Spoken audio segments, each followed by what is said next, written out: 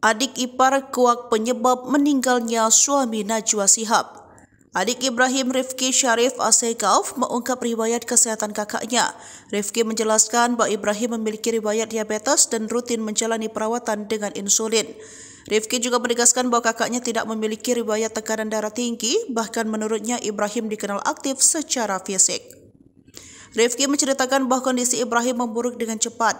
Sejak mengalami serangan stroke hanya butuh waktu sekitar 5 hingga 6 hari sebelum akhirnya menghembuskan nafas terakhir. Selama masa perawatan, Najwa Shihab disebut setia mendampingi sang suami. Rifki juga menyebut Najwa dan putranya Ishak cukup kuat menghadapi situasi sulit tersebut.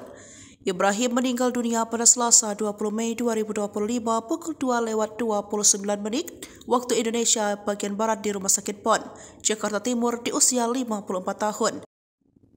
Selain Najwa sang istri, Ibrahim meninggalkan seorang putra Ishak. Jenazah telah dimakamkan di TPU Jeruk Purut, Jakarta Selatan pada Rabu siang.